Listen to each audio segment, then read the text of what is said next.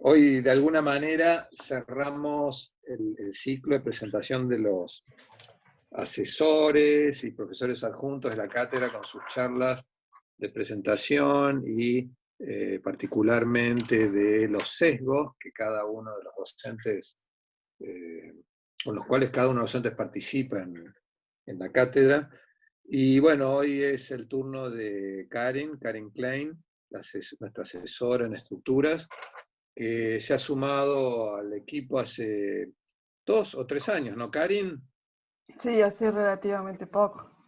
Prácticamente poco, y realmente es un placer compartir con ella porque siempre la confundimos, o yo la confundo con los estudiantes, entonces uno se siente más estudiante.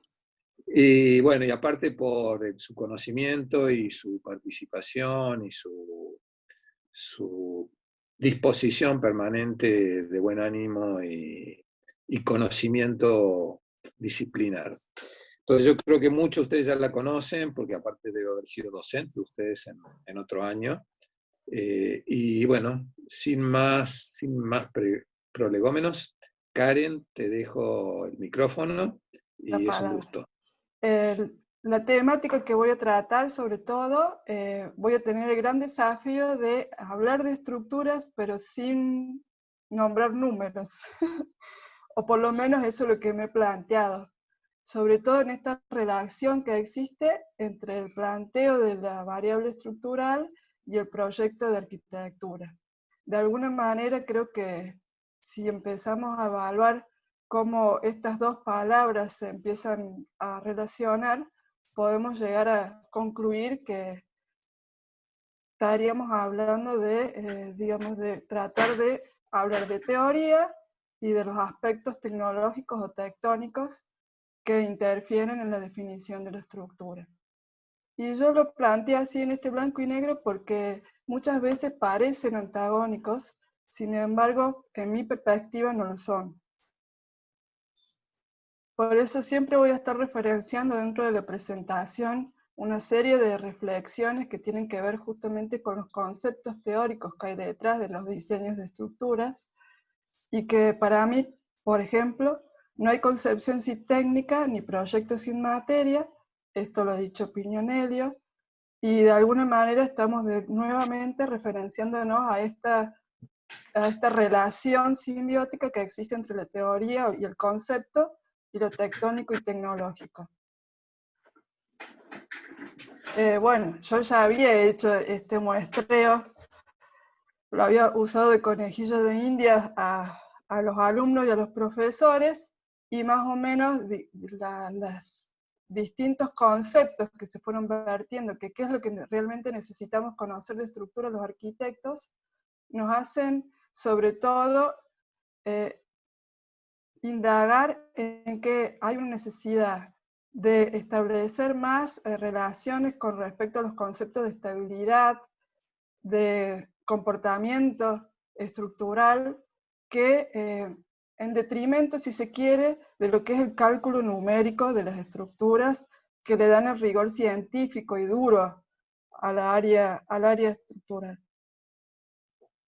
Este fue el resultado de los profesores, a quienes les pregunté, y en esta instancia creo que estas dos palabras, como les venía diciendo anteriormente, son creo que las que definen un poco la temática que voy a abordar a partir de ahora. Nosotros sabemos que el hombre en sí, a través de tratar de protegerse de su entorno y de permanecer, empezó a controlar lo que era la naturaleza y su entorno inmediato, a construir su propio hábitat. Y en esa construcción del hábitat empieza a delimitar el espacio, y en esos primeros croquis creo que ya tenemos como la primer gran pregunta que siempre nos hacemos desde el punto de vista estructural. ¿Cómo se sostienen? Porque a las cargas de Newton no nos podemos evadir. Entonces, de alguna manera, desde el primer trazo que uno inicia en su proceso proyectual, está el plantearse cómo construir desde las leyes físicas, ¿no es cierto? Y una vez que uno va avanzando, si se quiere, en el desarrollo de ese proceso proyectual, por ejemplo, podría ser, no sé, protegerse del viento, inclinar el techo por la lluvia, tratar de que haya iluminación, empiezan a haber distintas consideraciones en esa determinación de los límites de ese espacio, que están siempre influenciados por un contexto y un tiempo. Es decir, estamos poniéndole, como decíamos y hablábamos en las reflexiones de la clase pasada que habló el arquitecto Villani, que en el trazo siempre está cargado de cultura, ¿no? Y de alguna manera, en esta primera aproximación ya se podrían entrar a definir algunos elementos que son los que constituyen el sistema estructural, y que a veces, por ejemplo, este plano vertical puede ser también parte del envolvente o a veces no, y que hay algo que también nos relaciona con ese plano sustentado que pertenece al terreno, y cómo se define ese plano superior. ¿Cuáles son sus dimensiones y relaciones geométricas? ¿Cómo los disponemos? ¿Con qué materiales lo vamos a hacer? ¿Qué recursos tenemos? ¿Cómo lo vamos a construir? ¿Cuáles son los diferentes estados de carga que vamos a tener a lo largo de toda su vida útil? En definitiva, cómo es esa adaptación al medio y cuáles son los usos tecnológicos que definen la espacialidad. Y como somos seres que estamos interconectados e interrelacionados, obviamente en ese contexto global, las respuestas que debemos dar en nuestros proyectos dependen de una multiplicidad de variables. Y dentro de esas variables podríamos hablar que deberíamos empezar a entender, por lo menos a evaluar, cómo interacciona la variable estructural, pero con una mirada integral.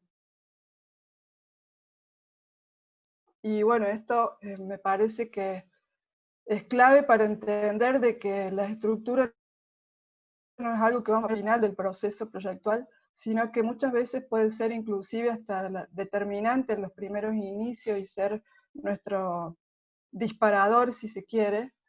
Y este es un simple resumen que indica a medida de cómo vamos avanzando en ese proceso de diseño, de manera que se realiza de manera espiralada, interrelacionándose todos ellos, a partir de cuáles son nuestros conocimientos previos, cómo a partir de los primeros croquis uno empieza a plantear en qué disposición van a tener los planos resistentes, cómo los vamos a organizar en conjunto con las variables espaciales, funcionales, y qué materiales vamos a usar. A medida que seguimos avanzando, cuál es el sistema estructural que se adapta mejor a la propuesta arquitectónica, y en esta última instancia, después ya estaríamos sí en lo que sería el campo de la verificación seccional y de la factibilidad o las lógicas constructivas. Yo me voy a centrar principalmente en estos tres primeros, porque creo que, sobre todo para darles la primera charla introductoria a los alumnos que están comenzando este año, creo que el rol en donde no podemos escapar, digamos, y que pertenece sobre todo al campo del diseño estructural.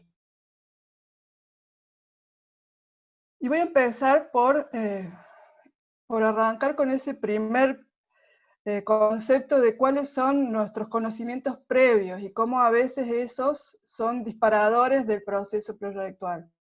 Y me gustó mucho trabajar, por ejemplo, con este primer concepto estructural del contrapeso, porque indudablemente no hay forma de que uno pueda desarrollar el proyecto si no tiene el conocimiento previo de comportamiento o los conceptos de equilibrio.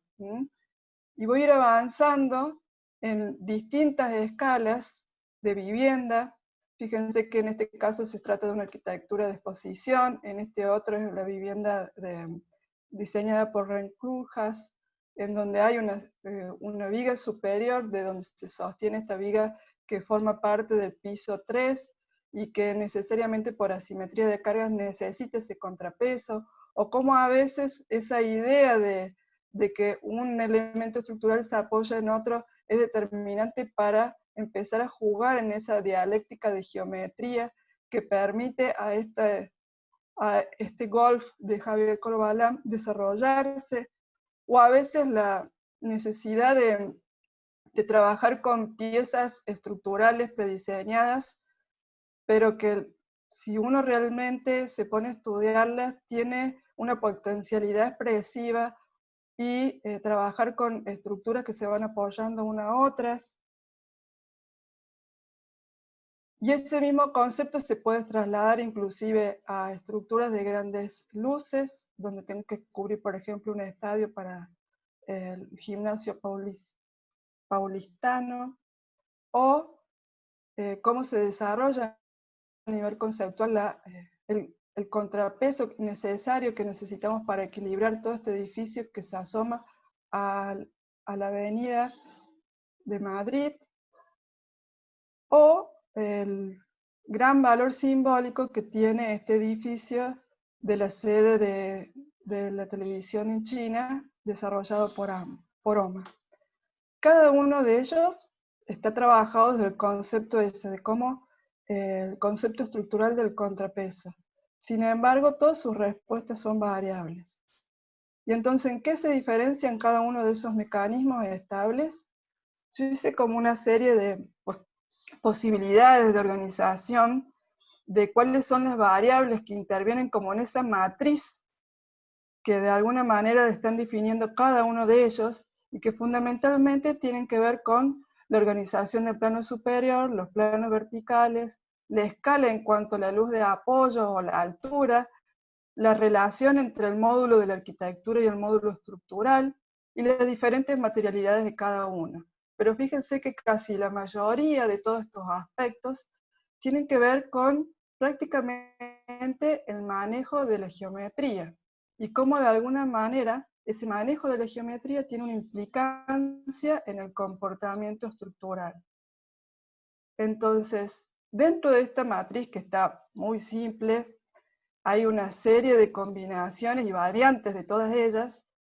Bueno, acá me quedó mal la palabra de inferior, pero entonces lo que a mí siempre me llama la atención, sobre todo en el estudio de los antecedentes, es realmente discernir por qué se eligió determinada opción, por qué la combinación es, no sé, de una arquitectura que se desarrolla a nivel modular en los dos aspectos, pero que también esté desarrollado con acero, por ejemplo, y que el módulo estructural sea más grande que el módulo espacial. ¿Cuál es el criterio con el cual el diseñador decidió finalmente adoptar ese sistema estructural? Y prácticamente casi todos están influenciados o marcados por el manejo de la geometría y por tener en cuenta cierto criterio estructural. De alguna manera nos referimos a que el diseño estructural siempre va variando entre lo que podría ser la sinergia o coherencia entre la arquitectura y la estructura y la búsqueda de la eficiencia del comportamiento estructural. Y como para referenciar un poco eso, si voy a hacer la comparación de estas dos obras, las dos obras son museos. Si uno los analiza en planta, tiene muchas similitudes con la delimitación del cuadrado y el trabajo de núcleos internos, y sin embargo, cuando uno avanza en los conceptos espaciales que cada uno de los arquitectos resolvió con respecto, por ejemplo, a la situación con el entorno, en donde este museo obviamente se abre hacia el exterior y prácticamente se desmaterializan sus límites, mientras que en contraposición el museo de acá del otro costado hace todo lo contrario.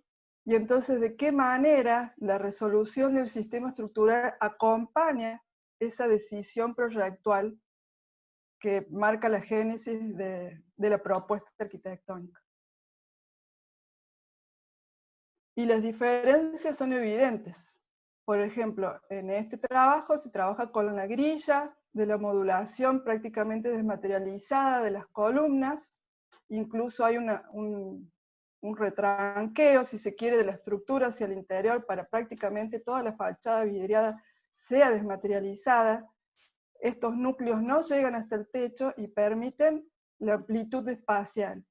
Y después hay también otra forma de estabilizar este sistema, porque aparentemente así, frente a cargas laterales, sería inestable, y sin embargo, hábilmente, la gente que asesoró a Saná, justamente en la intersección, vamos a volver, si se quiere, a cómo era la relación de este conjunto arquitectónico tiene dos bloques de conexión, entonces están escondidos en esa interrelación de este bloque central con los otros dos bloques, los planos resistentes triangulados en ambos extremos.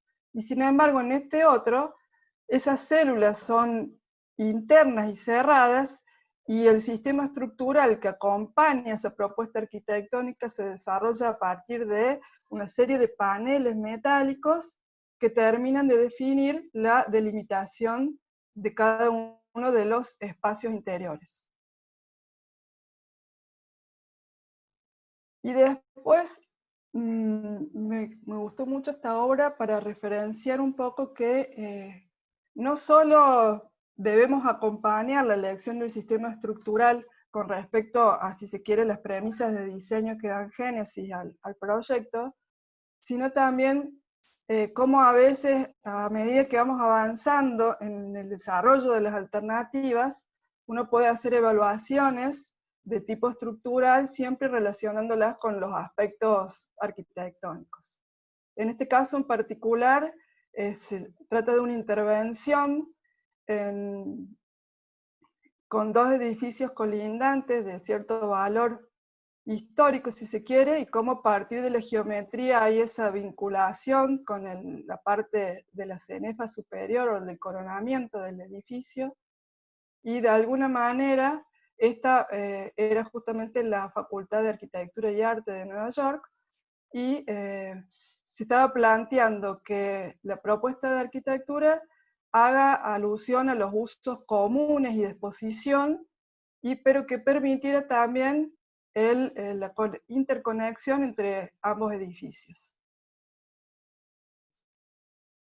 De alguna manera, en esa interrelación, en esta secuencia, nosotros podemos llegar a observar que hay una serie de un damero, si se quiere, de apoyos verticales de columnas en la parte inferior, pero que después aparece un volumen en voladizo en donde surge la necesidad de tener estas grandes vigas que van de piso a techo, y de alguna manera se hace un análisis especial de cómo es la configuración de esas vigas en función de la eficiencia en términos económicos, si se quiere, la espacialidad, la flexibilidad espacial y la eficiencia estructural. Y de alguna manera se llega después a una hibridación de todos estos análisis o conceptos de cada una de las vigas Vieren, de la reticulada, la abierta, y que esa hibridación está íntimamente relacionada con los aspectos funcionales. Fíjense que en la parte donde se necesita que haya más integración espacial, o en la parte de las circulaciones para poder transitar de un lado a otro, se resuelve con la viga tipo Vierendel, y sin embargo en los otros espacios donde la interconexión no es necesaria, se va aproximando más a la eficiencia estructural del trabajo de un reticulado.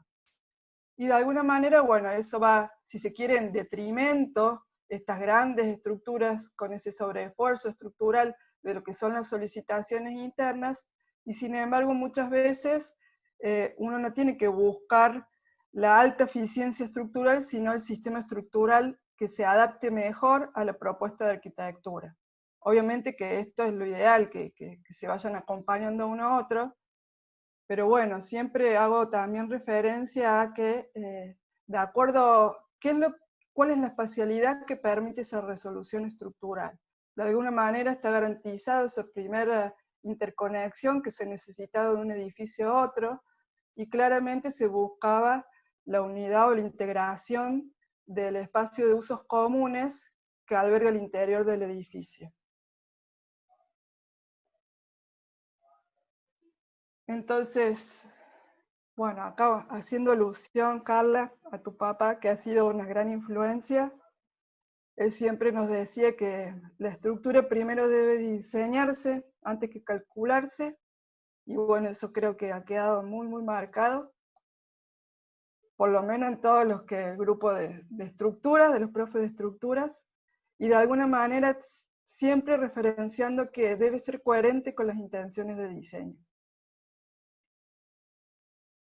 Y después, bueno, esa eficiencia no solo la debemos tomar desde el punto de vista del aspecto del desarrollo del sistema estructural, sino también del diseño de la pieza estructural. Y acá pongo dos ejemplos de vigas simplemente apoyadas de espacios deportivos, que es una de las temáticas que estamos abordando, o por lo menos que veo habitualmente en las clases de consulta, y que bueno, desde conocer que separando el material, dándole mayor altura, tengo mayor inercia flexional y mayor resistencia, cómo ese mismo concepto se traslada desde la austeridad de la espacialidad, como vimos la clase pasada de este ejemplo de Campos Baeza, a realmente la austeridad en el diseño de esa viga reticulada, y cómo también ese concepto puede aparecer incluso con otra materialidad y con otra disposición de organización, así en diagonal. Con la idea de la viga atirantada, ¿no? De esto de darle mayor separación a los elementos y conociendo incluso su comportamiento, la elección de la materialidad. En este caso, obviamente, estos elementos trabajando tracción y las barras superiores a compresión. Y voy a hacer referencia también a este espacio deportivo, en donde hay incluso hasta una búsqueda de geometría de sección variable en función de la eficiencia estructural, y en este caso se trata de un gimnasio que tiene un techo verde, lo cual garantizaba de cierta manera que las cargas permanentes iban a ser las más perjudiciales para esta obra, y de alguna manera garantizan que siempre este hubiese sido el estado de carga. Por lo tanto, se trabaja con un pretensado interior en el cordón inferior, y la resolución de estas vigas van acompañando lo que es el desarrollo de estas 4 canchas, y sin embargo cuando lo vemos en su implantación con el entorno inmediato, hay una propuesta de diseño que tiene que ver con abrirse. En este sector se hace como una especie de teatrino y una apertura hacia esta plaza urbana, y la necesidad de la vinculación de la iluminación natural a nivel de la base perimetral inferior, sobre todo en esta fachada lateral, y que del otro lado garantiza la conexión con el área de servicios.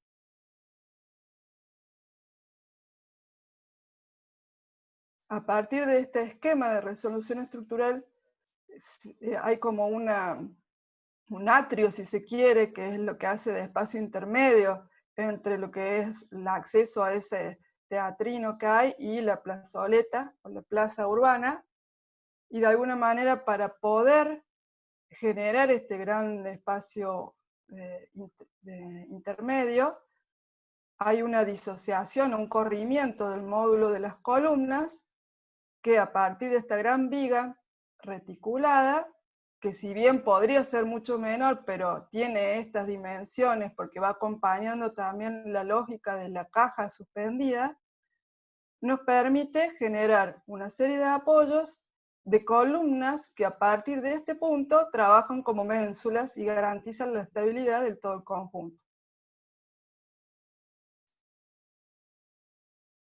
Y en esa búsqueda también de eficiencia estructural, nosotros veníamos hablando de vigas simplemente apoyadas, pero muchas veces recurrimos al concepto de la continuidad estructural en búsqueda de la eficiencia del comportamiento.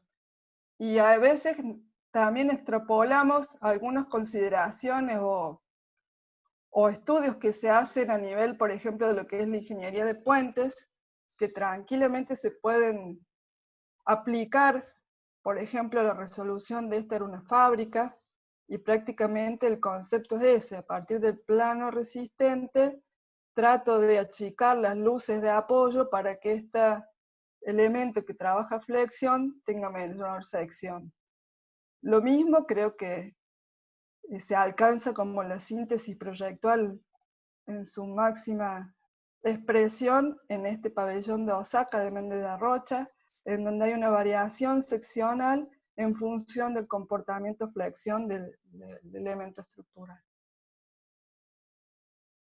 Traducido también a otra gran escala, el mismo esquema para este aeropuerto, que inclusive ya empezamos a visorar que necesita una relación en estos grandes espacios de entender que también existe una subestructura que va a soportar todo el tema de las envolventes, y que esa envolvente o esa subestructura tendrá una submodulación con respecto a la estructura, e inclusive que en estos espacios de grandes luces la necesidad de incorporar conceptos de iluminación natural, cenital, sobre todo para los espacios centrales.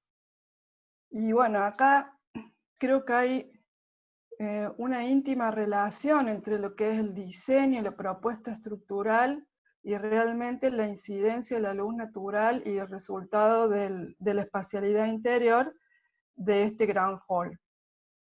Y me da el puntapié como para hablar de un tema que a veces no se trata tanto, sobre todo en las áreas o en los teóricos duros que tenemos de nuestra materia en particular, y sin embargo creo que es primordial abordarlo, ¿no? La estructura y su incidencia en el trabajo de la luz. Esta simbiosis que existe entre las posibilidades de iluminación que permite la concepción de un sistema estructural. Y de alguna manera, cómo, bueno, nosotros como seres vivos obviamente nos sentimos atraídos hacia la luz natural. A veces los arquitectos tenemos el recurso de trabajar la luz a partir, por ejemplo, del cambio en la resolución estructural y en la transparencia que permite el ingreso y que enfatiza, por ejemplo, en esta obra de Pei, todo lo que es el hall de acceso al Museo del Louvre. Y en este otro caso, como la determinación del arquitecto de trabajar distinta materialidad y el trabajo de la estereoestructura de la gran liviandad, de alguna manera están guiando los flujos, que es una de las condicionantes primordiales en cualquier arquitectura de transporte, sobre todo la aeroportuaria. Como a veces la necesidad de iluminación interior, por ejemplo en esta obra de Renzo Piano, es simplemente una viga reticulada triangulada en donde hay un diseño de la pieza inferior que permite la iluminación indirecta y difusa de toda esta zona. O a veces el carácter hasta poético y expresivo que nos permite prácticamente la estructura y la luz. Esta obra en general me gusta mucho también por ahí mostrársela, porque a veces es un simple reticulado o una simple estereoestructura. Sin embargo, el diseño está puesto en la resolución de la cubierta y el trabajo de la iluminación cenital para este otro espacio deportivo. Y como de alguna manera también la estructura nos permite el trabajo de las envolventes y el filtro solar. Obviamente también las estructuras laminares de la diodieste y sobre todo el trabajo casi espiritual, diría yo, de Peter Zumthor, que me hizo sobre todo reflexionar en lo que él llama atmósferas, que de alguna manera, por lo menos para mí, esta obra hace como una síntesis de todos los aspectos que vinimos trabajando, que tienen que ver con el uso de la geometría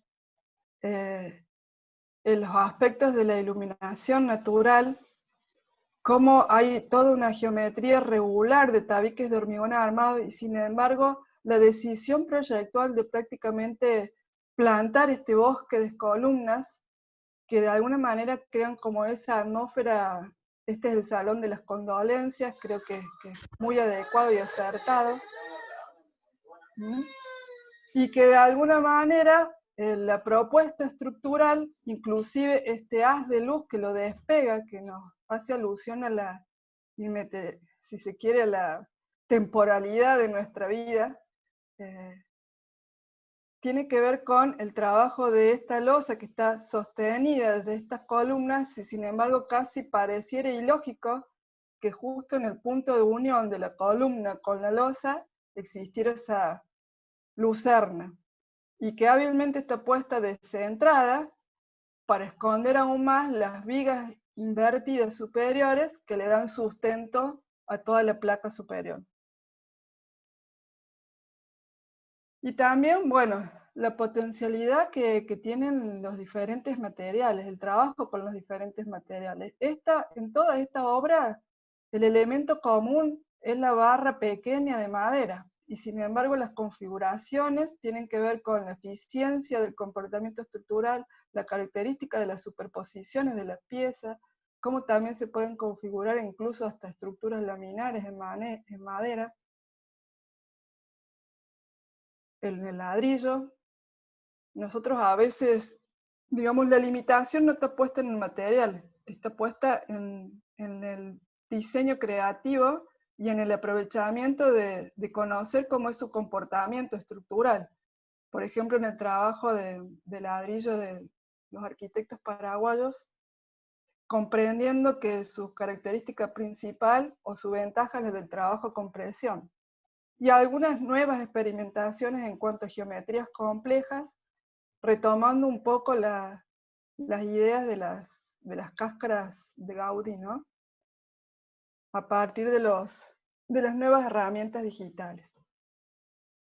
El hormigón, con su gran presencia y maleabilidad que nos permite prácticamente resolver cualquier cosa que podamos moldear, y como a veces también hasta tiene este sentido de ingravidez cuando lo trabajamos, por ejemplo, en esta estructura de tracción compensada por peso de Álvaro Siza, en el pabellón de Lisboa, e inclusive también la potencialidad que tendría trabajar a partir de lo que sería la optimización estructural de las líneas, si se quiere, de trabajo, de comportamiento, flexión,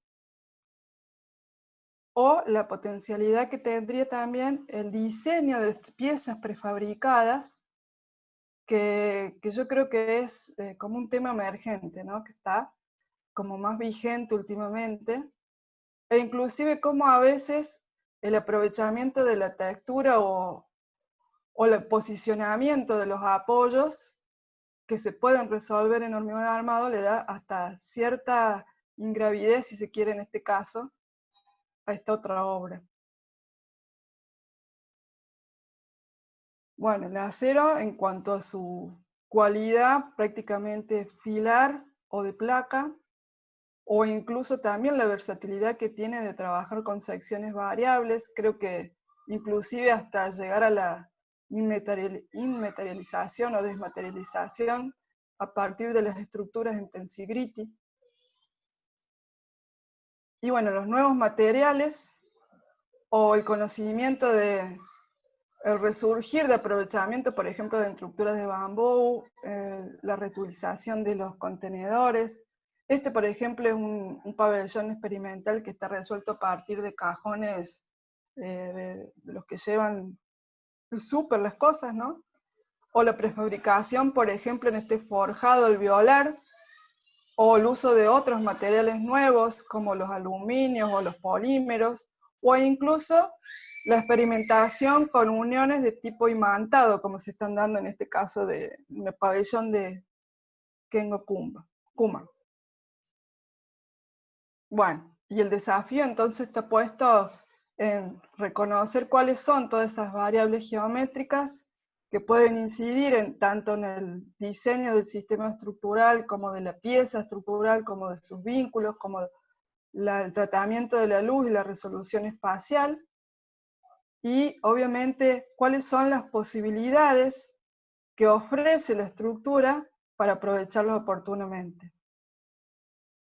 Y de alguna manera, bueno, mi última reflexión, creo que frente a este contexto, no solo debemos aprovechar, y sobre todo ustedes que están en tesis, creo que es un momento clave para repensar cómo es justamente ese proceso de diseño, cómo está parada nuestra disciplina con respecto a, bueno, al contexto que nos está tocando en este momento, y de alguna manera cómo debemos repensar la arquitectura en función de lo que va a pasar post-coronavirus.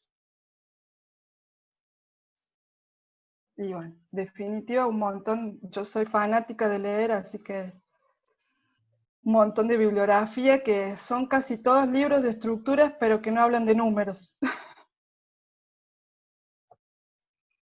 Bueno, muchas gracias. Muy bueno, Karim. Bueno. Gracias, Karen, muy bueno.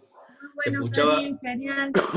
hay una cuestión Claro. que me gustaría recalcar, que es, uno siempre, desde que empieza a estudiar arquitectura, escucha la tríada vitruviana, ¿no? ¿Cómo era? Firmitas, utilitas y venustas, ¿no? La belleza, la utilidad y la estructura, digamos, lo que sostiene. Y la selección de obras que trajiste para analizar representa un poco esa tríada.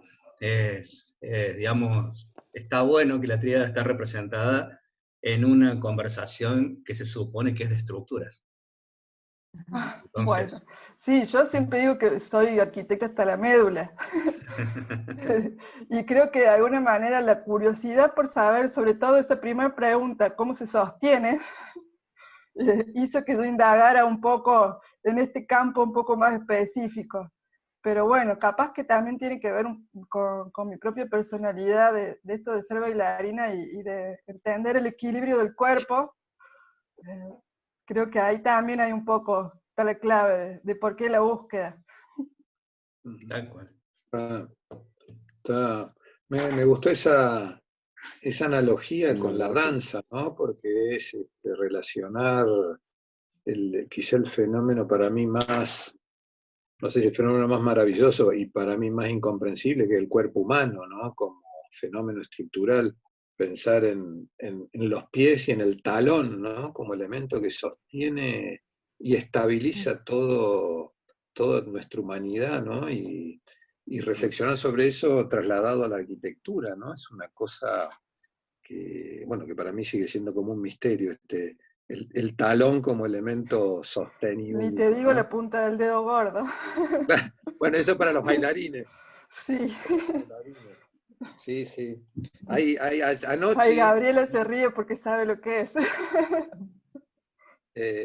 anoche vi una película bastante dura, pero excelente, sobre una mujer, una chica transgénero que es bailarina. Y todas las escenas de baile y del entrenamiento son, diría yo, asombrosas, ¿no? Para alguien que nunca estuvo metido en el mundo del ballet, pero lo entiende. Y tiene que ver con esto, ¿no? Con la estructura, con el sostén y el esfuerzo y el adaptarlo y etcétera, ¿no? Así que, bueno, ahí podés ver los comentarios en el chat, Karin. Ay, no veo, vos sabés los comentarios, pero... Ah, acá está, chat. Quieren un replay. No, excelente. Me gustaría, no sé, si alguien quiere hacer alguna pregunta o consulta o inquietud respecto a temas arquitectura, fundamentalmente arquitectura y estructura, ¿no? A mí, esto de la estructura en relación no a su comportamiento funcional, sino a su comportamiento espacial, a su integración, es algo que siempre me ha maravillado, ¿no? ¿Alguien quiere hacer algún comentario? yo simplemente, Cari, me encantó, me gustó muchísimo tu exposición. Me parece que esa frase que puede servir mucho a todos, a todas y a nosotros también cuando proyectamos, que es pensar la estructura como proyecto, ¿no? Primero como proyecto y después como cálculo. Uno de los problemas que tenemos a veces en la academia, vos lo sabés muy bien, es Sí. la que está separado, está muy separado, ¿no? O sea, el cálculo parece que no tiene ninguna referencia o proyecto, y bueno, las grandes obras de arquitectura, esas enormes obras de arquitectura que estudiamos, todas entran por la estructura como parte componente, ¿no? Como parte de la arquitectura. Sí, hay como una gran síntesis de todos los aspectos. Son realmente integrales, por lo menos las grandes obras que estudiamos. Vos fíjate que es gente que no solo tiene claro la teoría y el concepto, sino que maneja aspectos tecnológicos que realmente los vuelcan al proyecto, ¿no? Como de alguna Te manera hago hay una como una pregunta síntesis. en particular, Sí, Karen, a ver, porque puede servir una pregunta operativa. ¿Crees que la sí. maqueta electrónica o la maqueta física, inicialmente, cuando uno está trabajando la idea, cuando comienza a pensar en la arquitectura, es una buena herramienta? ¿O qué herramienta sugerís para que la estructura aparezca desde el comienzo como una... Sí, la maqueta física, sin lugar a dudas. La maqueta física, porque, a ver, vos podés dibujar en SketchUp o en lo que vos quieras tridimensionalmente, ves la espacialidad, pero no tenés el concepto asociado de la gravedad, por ejemplo. O, no sé, pensar en los primeros ejemplos que di con el contrapeso. No hay forma de hacerlo digitalmente. Creo Sí, que ese sistema de compensación incluso que usó Corbalán, prácticamente vos lo podrías hacer con dos piecitas, viendo a ver cómo una se apoya en la otra hasta lograr su equilibrio. Y eso es maqueta física, o las maquetas de sin lugar a Gaudí. dudas. Gaudí, bueno, ni hablar. Ahora tenés herramientas digitales que simulan a Gaudí y entonces te permiten hacer, por proceso de homeostasis que se llama, geometrías complejas pero altamente eficientes, que de alguna manera era la limitación de las cáscaras o cómo construirlas era por un lado, o cómo hacer geometrías que no sean nada más que las regladas. Sin embargo, ahora hay esas opciones, e incluso está la posibilidad a partir de las nuevas herramientas de control numérico, de poder incluso hasta fabricar los encofrados, que te permiten justamente la construcción de estas geometrías diversas, paramétricas o algorítmicas y demás. ¿Se puede hacer eso en la facultad, suponiendo que algún grupo estuviera interesado en trabajar sobre geometrías complejas en arquitectura? Y nosotros estamos justo en un grupo de investigación que está en ese tema. Ya vamos por el tercer o cuarto así proyecto que hemos ido avanzando. Primero estudiamos un poco las herramientas digitales y después ahora estamos como más abocados en cómo se traduce esto a una propuesta constructiva. Descartamos justamente cuáles eran las herramientas que no te servían para diseñar geometrías, pero no eran eficientes en su resolución estructural.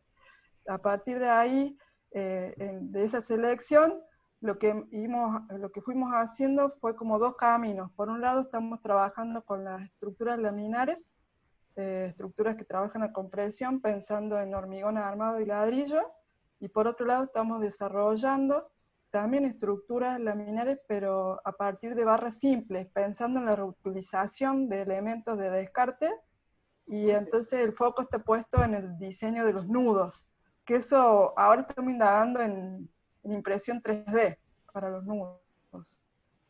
Eso es lo último que estamos haciendo. Bueno, esto alienta a algunos tesis que quieran desarrollar, algunos alumnas que quieran desarrollar tesis de tipo, ¿no? Que vendrían muy bien.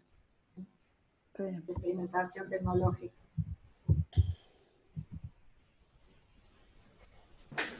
Bueno, muy bien. Si no hay más preguntas, en el chat no veo ninguna. Ahí hay una, ahí hay una. Ahí fíjate, Diego. Diego. Sí, las de ladrillo. Bueno, sí, estamos en eso. La idea es después poder replicar más, porque ahora nos fuimos más a las estructuras de barra, pero cuando volvamos a las de ladrillo, la idea es poder replicar y hacer algún trabajo en la facultad, ¿no? Relacionado a eso. Digamos, es el recurso que tenemos disponible. Ahí tenés, Karina, Dieste, ¿no? En la estructura de ladrillo, Dieste es el maestro. El maestro de los maestros, tal cual. Maestros. Pensar que incluso hasta competía económicamente con estructuras tipo Astori, ¿no? Cuando, es impresionante. Sí, cuando hace todos los mercados. Tal Fundamentalmente, cual. las grandes luces. Fundamentalmente, las grandes luces. Y sin embargo, como a partir del diseño de la geometría y de la simbra que se va repitiendo, realmente la calidad espacial que logra, te da pena que sea para depósito. Bueno, lo lleva a iglesia, ¿no? Lo lleva Sí. a la iglesia.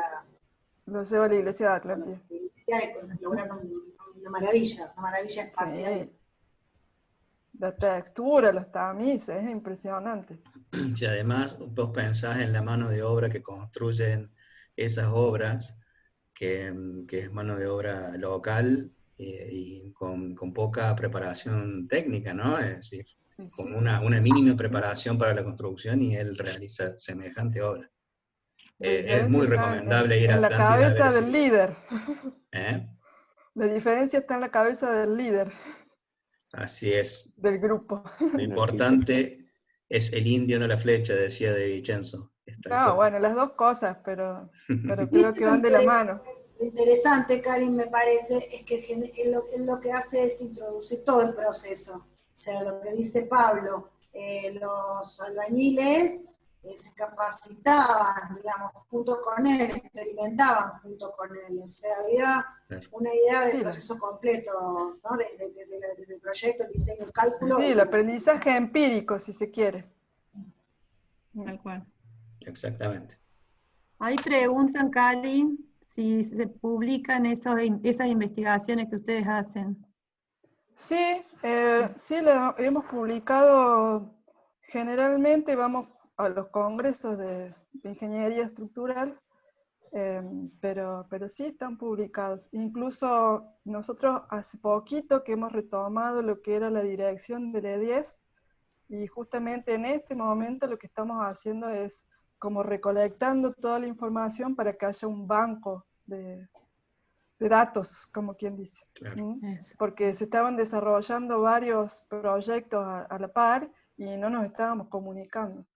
La buena disposición que tenemos, sobre todo en el área de las estructuras, es que como somos pocos y nos vamos repitiendo, entonces tenemos como una perspectiva más amplia de cómo se va dando la materia a lo largo en vertical, como quien dice. Y de alguna manera esa interrelación la enriquece el trabajo en equipo. Así que, por ejemplo, no sé, en Estructuras 4 está el titular de la 3, el titular de la 1, el titular de la 4, y gente que están, o sea, estamos de todos los niveles, estamos como después concentrados en la 4 también. Así que eso nos permite trabajar y tener como una mirada, sobre todo de esto, de entender las estructuras dentro del proyecto de arquitectura. Creo que es la línea que en general manejamos todos los profesores, sobre todo también influenciados ahí por Papá de Carla. Y que bueno, creo que de alguna manera nos ha dejado este legado de continuar, y como somos muchos, ahora recién nos estamos ordenando. Está bien. Y seguramente eso tiene que ver por el hecho de que el papá de Carla, Hugo Bonaiuti, que es una persona a la cual le guardo un afecto y un cariño enorme, aparte de ser el que armó, el que desarrolló el área en el cual estás trabajando, era un gran diseñador, es decir, era un arquitecto, no era un calculista. no era un estructurólogo, era un arquitecto, diseñador, que comprendía la arquitectura y a la estructura como una parte vital de la misma. Y bien vale el recuerdo en este momento a Hugo. Bueno, Karen, excelente, la verdad, muy bueno.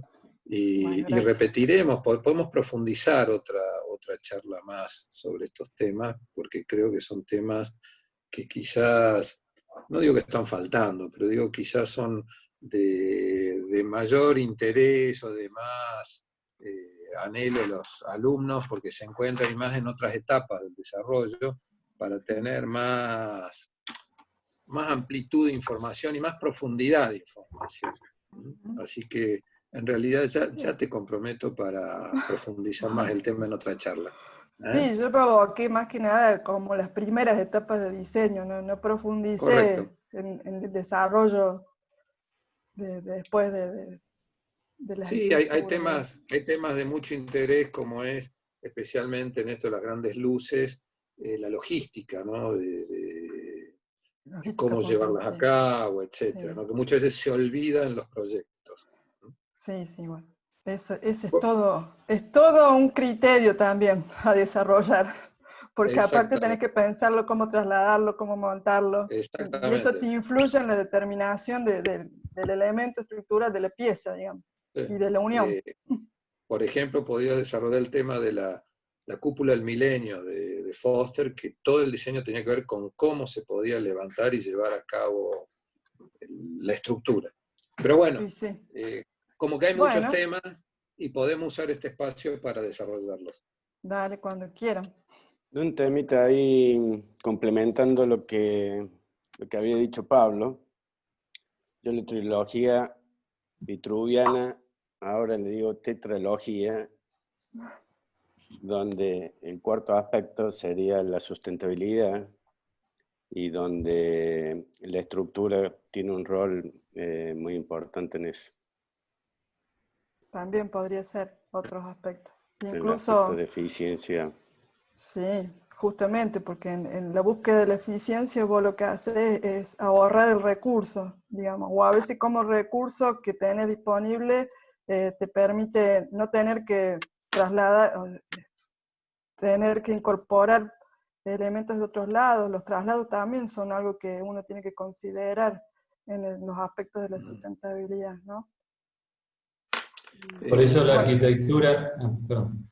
Por eso la No, decir, arquitectura, cualquier estado de proyecto, la arquitectura es sincrética.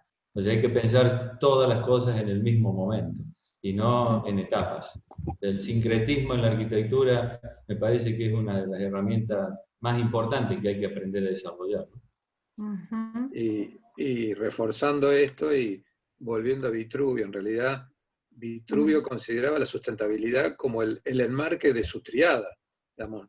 Si se lee el Tratado de Vitruvio, claramente planteaba cuestiones de sustentabilidad que hoy nos parecen absolutamente novedosas, contemporáneas, y él ya las planteaba en el tratado, como que la triada era el sostén de la sustentabilidad, digamos.